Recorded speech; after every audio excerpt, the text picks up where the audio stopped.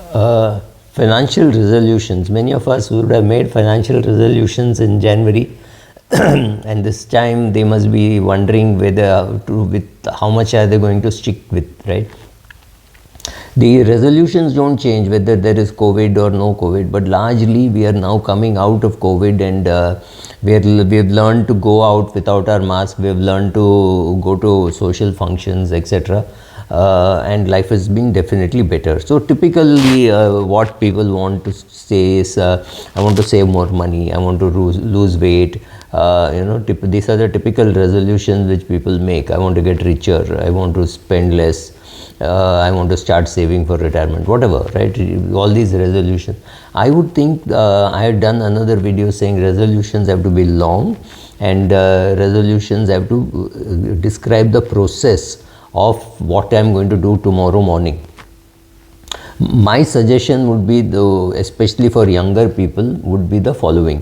One, track your expenses, right? That's the most important thing that you can do, not with a view to controlling it or anything, but at least knowing what percentage of your money is going where. I find a lot of people not earning too well, but aspiring to and actually going and getting a car.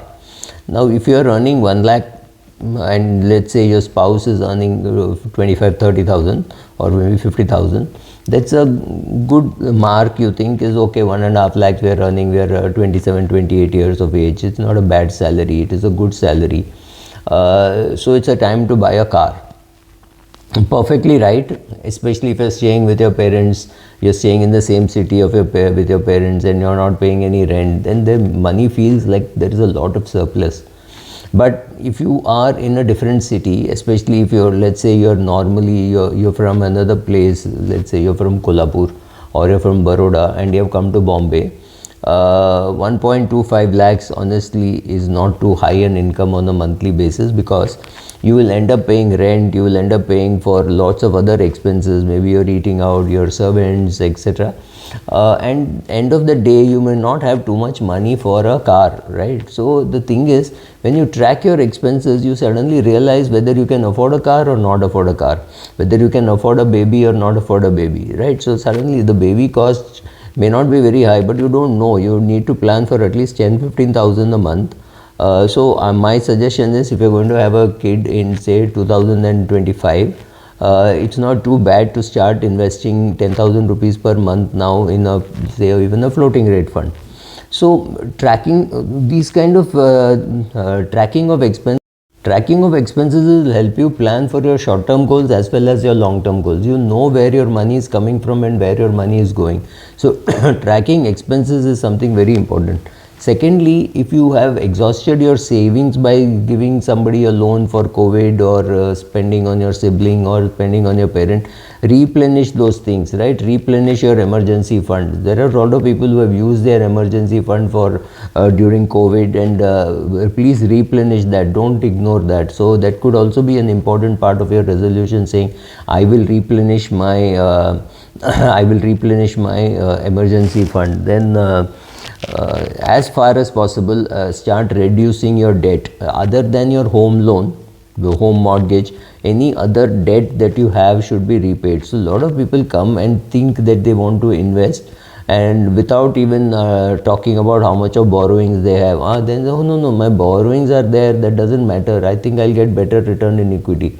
It's very difficult to get better return in equity. So first, organize your finances. Sit with a financial advisor, because it may make no sense at all to have a 3 lakh rupee credit card debt and doing a 10,000 rupee or a 5,000 rupee SIP. Please put that money into the credit card debt and pay down your credit cards, right? Make sure that all your documentation is perfect, right? Your parents' documentation, your documentation, making a will.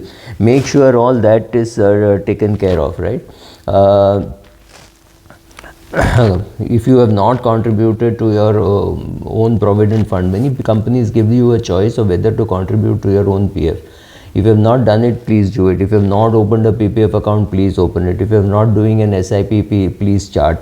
For any of your short-term goals, do a SIP of whatever amount you can in a floating rate fund. For any of your long-term goals, do an SIP in a equity fund. If you can pick your own equity, great. If you can't pick up, you have an advisor. Won't have not learned, don't have an advisor, no interest in going to an advisor, stick to an index fund. Don't try doing something on your own without guidance, without somebody doing a review. I have my portfolio reviewed very often by friends who don't even like equity. Right, there is somebody who looks at my portfolio and is aghast, saying, why don't you have any debt? And I don't have any debt, right? I mean, I don't have any debt investments. So it has happened. So a review is always useful. So get your portfolio reviewed. I know some of these resolutions look very different, but I think these resolutions are just as important. And it's got nothing to do with 1st of January. You can do it on Shankrant. You can do it for the Maharashtrian New Year. The day you think something has to be done, that's your New Year. So it could be 1st of April, it could be 1st of January, it could be any year that you choose, any day that you choose. So if you have chosen to do all those things from today, then today is your New Year. Start doing these things, it's very important. Then do asset allocation. If you've got too much money into equity, be careful. If you are not very comfortable with that, reallocate to debt. If you have made too much money in a PSU bank ETF, maybe it's time to sell. Maybe it will go up, but it is also necessary that you keep booking some profits from those companies whom you don't trust in the long run, but you have made money in the short run. It is time for you to exit some of that. Have I exited? I have exited. I have exited some PSU, not all the PSU, and not every PSU I have exited. Some PSUs I am still holding on. So decide what you want, but keep reviewing your portfolio at least on a yearly basis. Thank you.